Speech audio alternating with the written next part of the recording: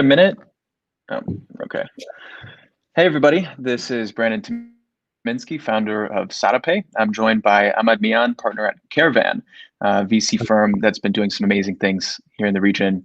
Thanks for joining us for the 14th episode of SadaPay's podcast. We've decided to change the name. I think we're FinTech Rising, and now we're trying to see if we can broaden the scope of what we're talking about. So Amad's actually on the other side of the table, I guess, figuratively speaking. He normally hosts a lot of awesome guests on his podcast, which the Amad Show, last time I checked, was the most downloaded podcast in Pakistan. So Amad, please introduce yourself. Thanks for joining us. One correction, it's the Caravan Podcast. The Amad Show is a separate podcast that I do. But it's the Caravan Podcast, which is in Pakistan. The Amad Show is focused on MENA and outside. To give you a little background about myself, it's mostly based out of e-commerce. Like, I used to be the head of e-commerce for one of the biggest fashion houses based out of Dubai, helped them grow across 8 different markets in the MENA region. And now I am the partner and one of the founders at Caravan, which is a VC startup.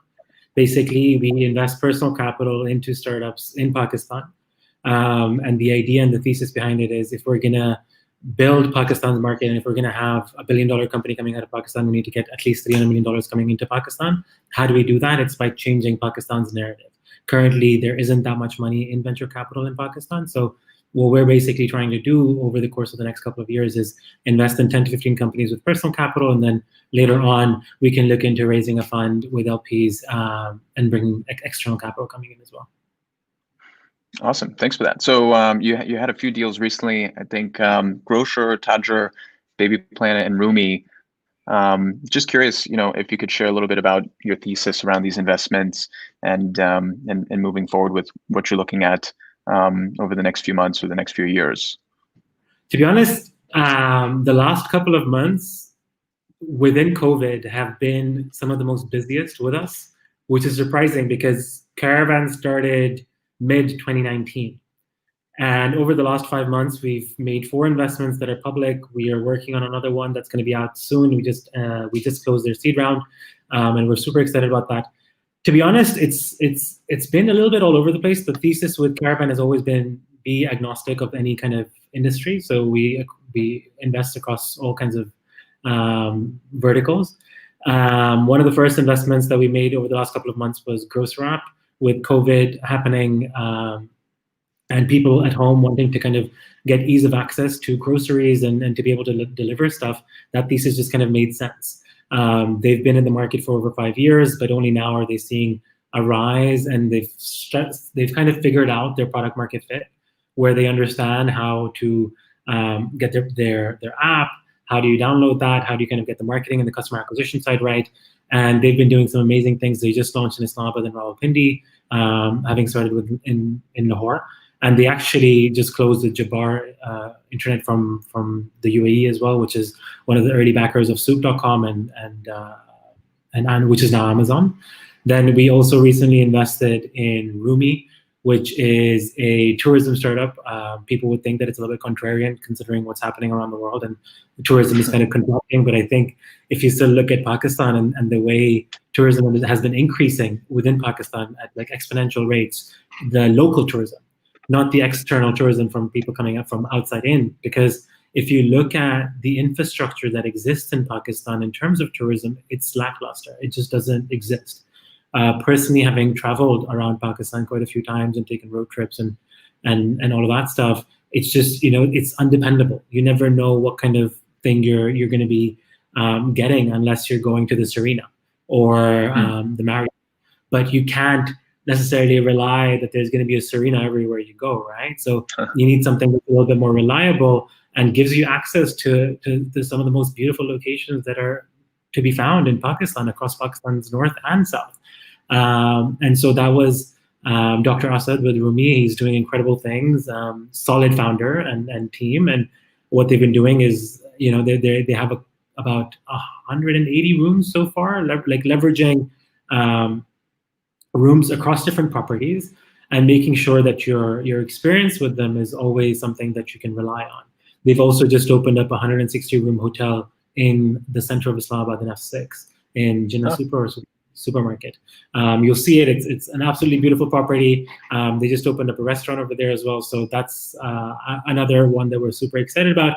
Tajer is someone that we've been working with for some time. It's the B2B space, which, if you think about it, like massive market, massive gray area. Not that many people know about the fact that there are over 800,000 Kirana stores where people kind of rely on for groceries. And each of these individual stores are small, medium entrepreneurs who have been doing this for some time, but they have to rely on weekly deliveries from individuals coming on, the wholesalers coming on, and each one has their own kind of price demographic that they will sell you this at that point, but there's no clarity in terms of how those prices are being set. And you have to deal with 5, 10, 15 different people in order to get your stock, basically, on a weekly basis.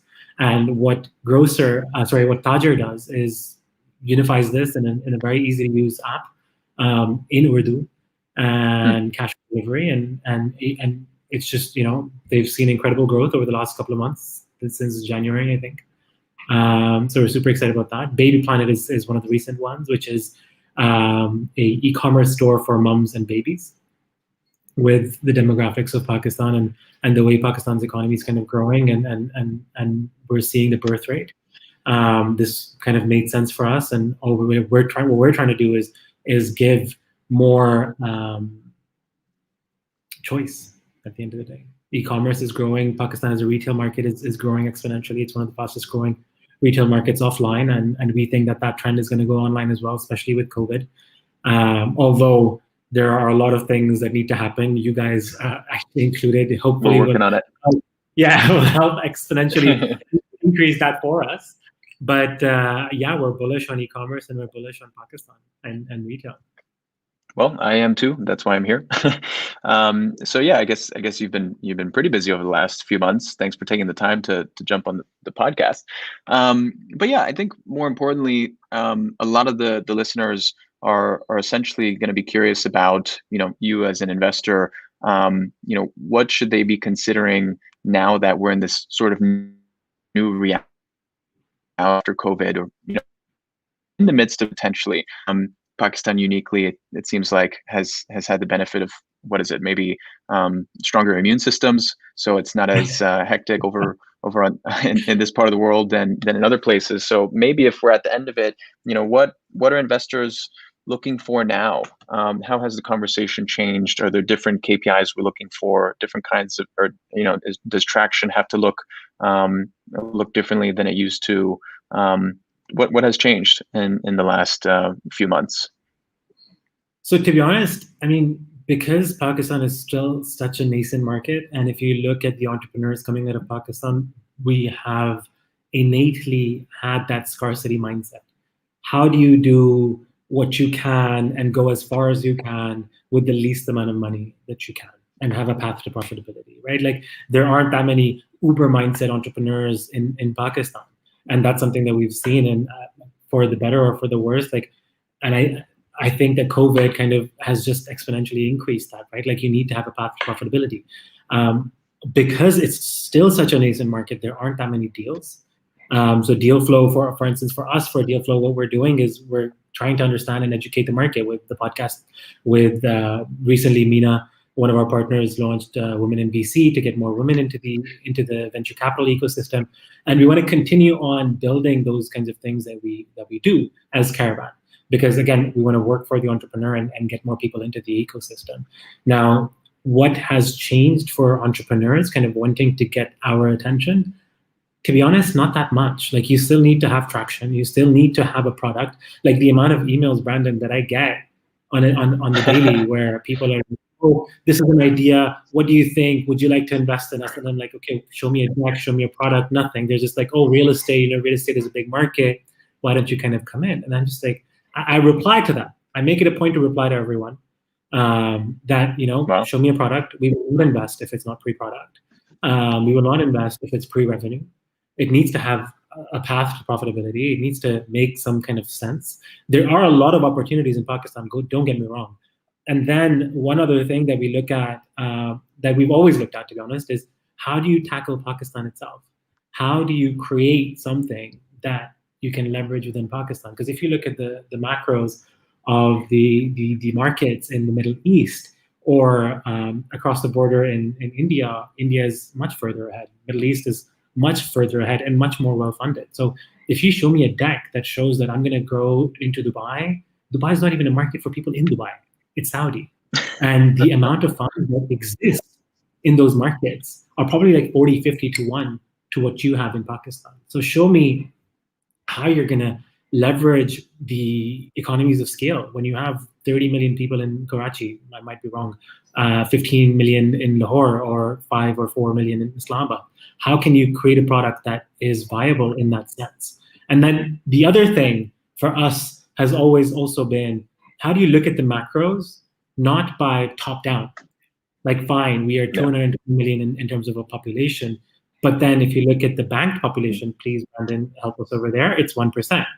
So how are you going to kind of take that forward? How are you going to look at your business and show me what your consumption class is and give me like an addressable market which you can kind of reach out to, which makes more sense than saying, oh, we have 220 million people and those are going to be my customers. They're not going to be your customers, because your average GDP per capita is around $1,300 and the internet penetration rate is still very low. 3G, 4G very late into our market. So you can give me all of the macros. I've heard all the macros before.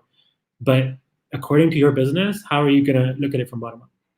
Yeah, definitely. So would you say your most focused businesses that plan to stay here and really focus and win this market before they even consider, trying to go overseas or go regional? Does it make sense just to stay in Pakistan? Do you see that the market is big enough, even though you're asking people, what is a serviceable, addressable market? What space? What space is enough space? So, that's an interesting point. Like, I don't want to say stay in Pakistan, but at least have a plan for Pakistan. Like how, like if you are working on opportunities, and a lot of the opportunities that we get to see are copycat businesses. These are not very new plays. So when you look at copycat businesses coming out of Pakistan, you can't come into the MENA region where the same business has 30x the amount of money that you have. So what's the innovation that you're bringing to the table, right? So unless you have the ability to compete on innovation or something else, it's very difficult to be able to kind of say, you know what, I'm going to open up in MENA. Because think about MENA, we've had 10 years above and beyond what Pakistan has. Pakistan is still very nascent. So if you have something that's innovative, sure, go ahead, like how they say in Urdu, so bismillah. But if you are able to do this in Pakistan and create something in Pakistan that is tailored to that market, we do have big macros, but there are opportunities in that macro.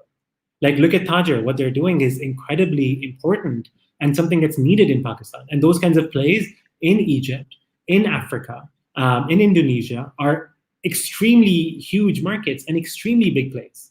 And in India, Iran. So it's not like we don't have opportunities. And that's something that I want to do with Caravan Podcast as well, is like, don't always look outside for inspiration or to kind of leave what you have and kind of go outside. For me, even with the Caravan Podcast, and what we're trying to do is showcase the fact that there are incredibly talented people in Pakistan and there are incredible opportunities in Pakistan. Just leverage them. Definitely. So as far as strategy, when it comes to fundraising, just from my experience in Pakistan, it seems as if there are a few investors locally who are writing checks, and then there's a bunch of curious investors abroad who are looking at Pakistan and think, wow, okay, this could be a nice place to make an investment, but it seems a little risky still. I've seen that these foreign investors are willing to do a deal in Pakistan if you have some sort of local VC kind of backing you and helping with that due diligence in the beginning. So do you think it makes sense for these local entrepreneurs to find that local partner to make that first bet before they even waste any time at all going and trying to fundraise overseas, assuming they have the product and some initial traction to get in the door of Caravan? What do you think the best strategy would be? To be honest, that's an interesting point, because like I said before, there isn't that much capital in Pakistan. So that kind of, okay, wait, let me kind of step back. I do think people should go and get a local partner because it makes it easier and it shows that someone has that trust and is going to be the biggest proponent of whoever the company that they're investing in, right? So for instance, for example, for us, we help you with fundraising.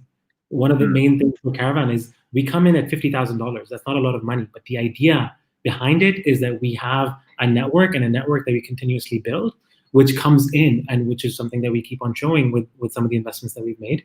It's not just us. We want to co-invest. We want to be as clear with our investments and our investors as possible.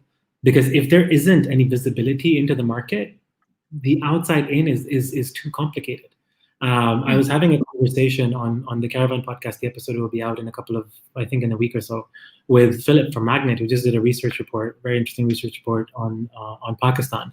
And one of the things that he said was, it was very, it's very, very true. It's very difficult for someone looking outside coming in and being able to invest in Pakistan, and because there just isn't that much visibility. How do you open up? How do you incorporate? Do you have, even for us sometimes, having to get a lawyer behind us, and because our capital is parked in the UAE. So we're an 80 billion company and we're investing into companies in Pakistan, and even that is not as clear. And the rules are changing every single day, right? So if you don't have that visibility, how do you expect someone from the US or from the Middle East to kind of come in without any local partner? If no one in your market is willing to invest in you, that's a question mark for me. Right. Yeah. And I think as the market kind of grows, there's going to be more capital that's going to be coming in, and more outside capital that's going to be coming in. And it's just about creating an ecosystem and a place where there is visibility and there's clarity in terms of the investors that are coming on board, the communication that you're doing with them, and in terms of the government kind of coming in and helping with those as well. Yep, definitely. So in the case of a lot of people ask us, how much money did you raise? Who are your investors? You haven't published anything. And I personally think that when you publish your funding, sometimes people will assume you have too much money. They want to charge you double for everything, and salaries, go up a lot because everybody assumes now money grows on trees because you have venture capital behind you. So, in our experience, it took a lot of education working with investors overseas, because you have this perception issue here in Pakistan, where it's not until you get here that you really realize that this is history. It's really history. So, what are the top tips that you might be able to provide on, how, especially when potential entrepreneurs are talking to foreign investors or foreign partners, for that matter, how do we help get people past that jaded history that Pakistan has, and realize that there is real opportunity here? What do we point to? Do you have certain stats, certain historical events, recent developments? What is it? Man, you can try to give them the macros and paint a picture that way, or you can build a narrative by putting skin in the game. And that's what we're trying to do. We're trying to take the longer approach. We're putting our money where our mouth is, and we are learning. Some companies are doing well, some are not. And what better way to convince someone else than showing them that you put your own money, here is my portfolio, it's doing well or it's not doing well, these are the learnings that came out of it. And play a long game. We're too busy playing short-term hits. Quickly bring the money in and that's it. And then, you can't do that in an ecosystem like Pakistan, which just has had bad rep. You have to have something that's sustainable over the longer period of time. That's the way we want to kind of go about it. And for us, we don't invest in companies where we can't, we don't have the context and we don't have conviction in the entrepreneurs, because we want to be the biggest kind of, advertiser for that. And we want to bring that capital in. And across our other businesses, that's something that we're going to continue on trying to do. It's not a one-day change of perception. Man, to give you an example, in a personal perspective, every single time I go to Pakistan, we were in Pakistan for the past 5-6 months. We just got back 2 months ago. And while we were there, like just using Instagram or social media and like posting photos from there, right? Like from my house, the messages that you get of what people perceive, and I'm sure that you get the same thing. You probably get it more than I do, man. Yeah. And it's just, unless you go there, and that was one thing I was hoping, like, people would come for my wedding, like COVID, but like that's something that I was hoping that would change their perception. Like a lot of more people would kind of come in, and when people do and start to see actual change, it's going to take time. Like for me, it's a long game. It's not going to happen overnight. It took 10 years in the UAE as well, right? To get to where we are today, and in Saudi. So in Pakistan, it's the same thing. Just be honest and showcase what you have, and like don't do anything that you wouldn't want anyone doing to yourself. It's very simple. Yeah, fair enough. I'm curious what the tipping point might be for Pakistan, because first round came in on the airlift deal. That was impressive to see, and then they came back again. And then you have Process that's invested. You have Alibaba that I guess has placed over 300 million in bets here in Pakistan between Daraz and Telenor.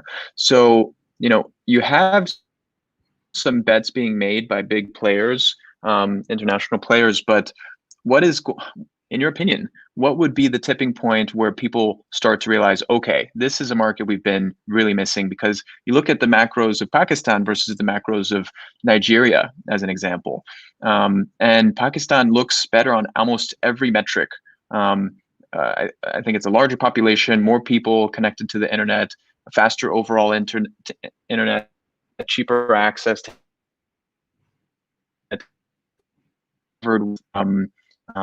identities, and more smartphones. But at the end of the day, I think 2019 had $670 million in venture capital go into Nigeria, and in Pakistan, what was it? Less than 30 million? You would know the stat better than I would. So what is the tipping point? When do people realize that this is an opportunity that they've been missing out on? That's an interesting one that I don't have a clear answer. I can give you my opinion, what we're thinking.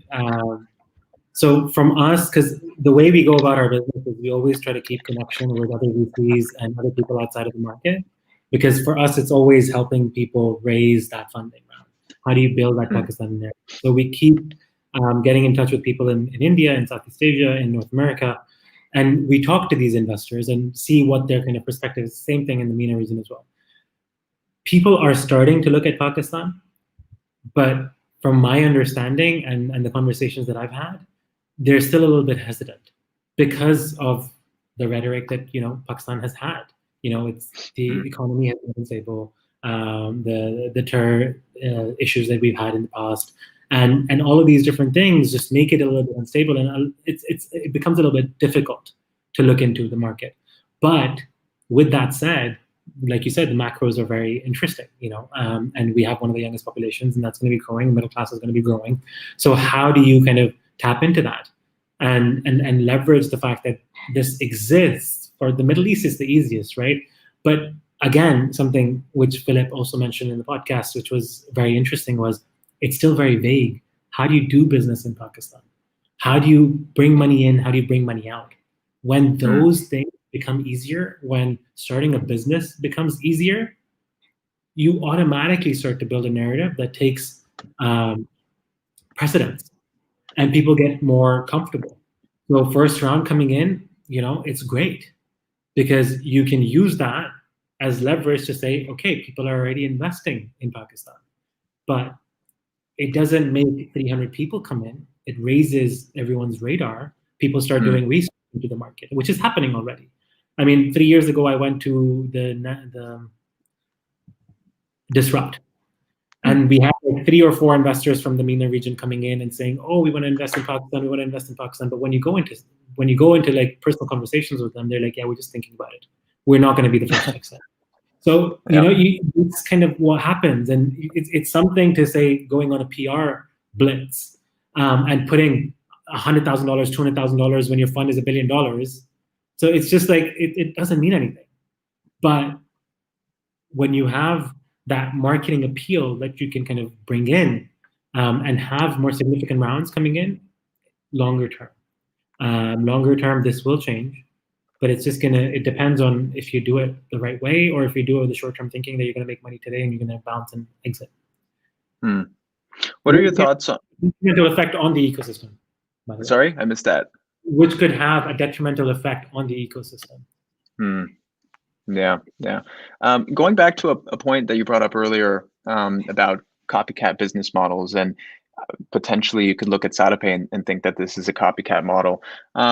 If you see a business model working in another market, you need to have some local context before you can bring it to Pakistan. But is that a direction that's a turn on? Is it a turn off if you see entrepreneurs coming to you and it's like, oh, this happened in India or this happened in Indonesia and we think it's going to happen over here? Do you look at that as validation if it worked in a similar kind of market, or does Pakistan just have so many unique challenges they really need to rethink the model from a first principles approach? How does that look when you consider if a business is potentially de-risked if it happened elsewhere? Is that a good thing? It's both, to be honest. I think it is a good thing where you have an idea of how the model works. But if you copy something exactly and bring it to Pakistan, just like how if you copy something exactly and you bring it to MENA, it doesn't work. So as long as you localize it and you understand the intricacies of the actual market in Pakistan, I think it's great. There's a lot of learnings, and then we can help you as partners to connect with those people, which we have done with some of our investments, and see what the learnings are. What are the learnings in India? How did Uran become who Uran is? How did SocoWatch in Africa become what SocoWatch is? And get those learnings, understand them, and then apply them in a relevant way in Pakistan. Because you have the understanding of the demographics because you're actually in the country. You have the understanding of the intricacies of how Pakistan works according to you spending time here, and then looking at the market in Nigeria or anywhere else in the world. For us, it's just, okay, this model works, brilliant. Your major trends are going to be there, right? Like e-commerce is going to be your main form of transaction. Right now, what the issue is that your average age is 23 years old. What amount of money did you have when you were a 23-year-old? In Pakistan, right? When your average GDP is $1,300, $1,400 per capita. So you just need to give it time for the other macros to work, because you can't just compare on a one-to-one basis, right? So just look at the other things that are happening in those markets and see what the levers could be that helped and got those businesses to where they are, and see how you can kind of, again, via first principles, see how you can leverage what those guys have done or which other businesses have done, and then apply it to Pakistan, which is also, something that you're doing. Yeah, I agree. Could be dangerous also if you look at another market and assume that, because it worked over here and the market is kind of similar, then it's like this is the blueprint, when in reality there's going to be a lot of challenges over here. Interesting question that someone else had asked before. What do you think about the expats who are coming back to Pakistan and deciding to start businesses? Are those the best candidates to go after these new ideas and launch businesses and raise funding? Do you think it's really an uphill battle for the local founders who haven't had that exposure overseas yet to get funded and have real success? Like, do the scales tip so much in the favor for the expats who are coming back? The Wapistanis? How does he say? What's his name? Real. To be honest, that did come across, like, we did think about that, but what we want to do is, again, like, it comes onto the basis of what Caravan is. We want to be there for any entrepreneur that is doing something incredible, that there is, that you see that these entrepreneurs are great, that their idea is great, that they have great traction. I don't think it matters if you're coming from outside. Sure, you will have more exposure. Sure, you might be more attuned to fundraising, but there are some incredible people in Pakistan, and Baby Planet is a case in point, right? Irfan is born and bred in Pakistan, great entrepreneur, has kept the business in great condition up until now, and hopefully in the next couple of years we'll see some great things coming out of that as well, right? But then on the other side, you have people who've had learnings because they've worked at the Kareems, or they've worked at the Ubers, or they've worked other places. And these guys are just as incredible. And I think what they bring to the table is the fact that they've been in these high growth startups and they have that mindset, where someone in Pakistan might be thinking that we can't do it. What we want to do for those guys is showcase that you can. And for the expats that are coming back, they already know that they can. So it's just how do you, help each at the level that they're on. I don't want to be biased to just the expats, and I don't want to be biased to just the Pakistanis that are in Pakistan. I think wherever there's an opportunity, we will look at it without any biases. What do you think about, there's a lot of pessimism that I've experienced here in Pakistan, where people think, oh, well, it's going to be too hard, government's not going to let me do this, or people aren't going to accept this. You have, maybe it's expats that have seen that grass can be greener. They come back and they have the optimism. Is it a difference in mindset that you see coming from the founders who are, making things happen, getting shit done? Do you really need to be like an eternal optimist to break past all of these barriers and do things that other people are maybe too scared to do? Or have you seen the pessimists prevail because they're paranoid and they kind of, they're more protective, they take more precautions and they survive? Which route do you take? I try to be a realist, man. Like you can't just take one or the other. Like pessimism will just drive you down and you won't want to wake up and get out of bed one day. And optimism might just get you into a lot of trouble. So try to be as, balanced in life as possible, right? Like look at the French. Like the French have it great. They're always complaining about something, but the country is running. I mean, right now, COVID's not that great, but you can't just, innately from Pakistan, like from our parents to the people that you meet, they always do complain. We have this innate nature of complaining about something or another and not doing anything, but complaining and, saying that you can do it. But I think the younger generation innately doesn't take anything for granted and wants to kind of change. And you see that everywhere. You see this in the millennial generation. You definitely see this in the one in the Gen Zs, where they're like, dude, we can do whatever. Like we can do whatever we want, and we can make it happen. So in that sense, I think it's also our parents' generation have lived in so much negativity or has seen the stuff that's happened. Pakistan is still a very nascent country, right? Like it's still very new. So they've seen the trauma. We haven't. I wasn't born in Pakistan, but the fact is that our perceptions are different. Our way of looking at the world is different.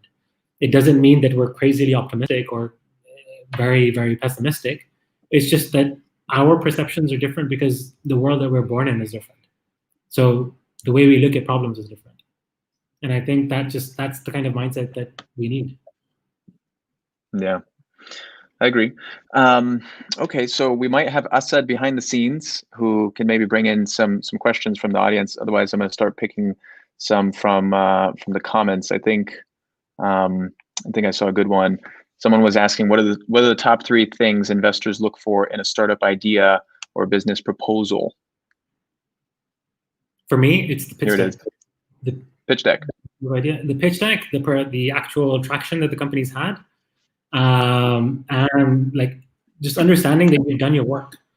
Like initial phases, if you send me an email with the fact that this is the traction, like send me some initial KPIs rather than saying that this is an idea that I have that I would love your partnership on. Show me some initial work that you've done. Send me your financial model. Let me understand what your traction is. Those are some of the things. And a well-written email is very nice.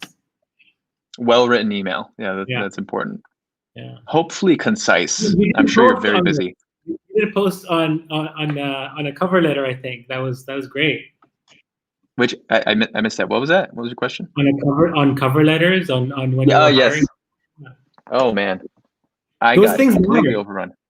Yeah. Those things matter. Like initially, if you reach out to me, and again, like it's one of the things we were talking. I was talking to Brandon about this as well. Like I try to reach out and reply to everyone. And sometimes you don't have time, which is why you do the one-to-many, which is why we do the podcast, and it kind of gives you an overview of the market and what we're looking for and the learnings that you can kind of extrapolate from that. But we try to reply to everyone as soon as possible. But give us something to reply to that's that like you put your thought into it. Yeah.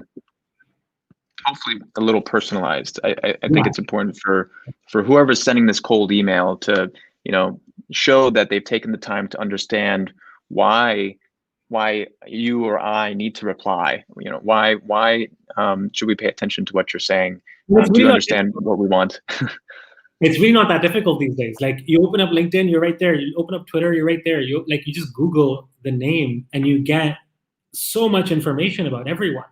Like it's really not difficult to get in touch with Yeah. anyone. Our email is right up there, like on our website. What we look for is right up there on our website. Or you can personally email me, which is amad@caravan.vc. But just, like Brandon said, personalize it. Yeah, I see a bunch of comments over here. Okay, some of them are in Urdu. I can't understand them yet. Why do you think startups here fail to scale beyond Pakistan? That's a good one. So, Ahmad, go for it. man, this is difficult for me because I'm still struggling seeing scale within Pakistan. Like that, it's something that we discussed, right? Like if you look at outside Pakistan, it's the same thing that we talked about before as well. Like if you look at a company like Swivel, for instance, coming into Pakistan, Swivel has upwards of like what, 10, 15, $20 million. I think it's more. It's definitely more. A lot. Yeah, a lot more. That they've been funded. So when you think of trying to compete with them outside in their market, it's very difficult. And it's the same case in the MENA region as well. Every company wants to go to Dubai, but what are the intricacies of Dubai? That you have so many more VC funds, so many more angels, and they have a lot more exposure in the market. They have a lot more money behind them, and it's just difficult to compete. So double down on the market that does not have that has the arbitrage opportunity, basically, which is Pakistan. Yeah, that's a great point. I think we have time for one more question, and then we'll wrap it up. I said if you can bring one more in. Which industry in Pakistan do you think has a lot of potential for startups to experiment in? Yeah, not all industries. That's a good question. Not all industries are ready for VC. So which ones do you think here in Pakistan are ready? And to be honest, like the point that you just made that not all industries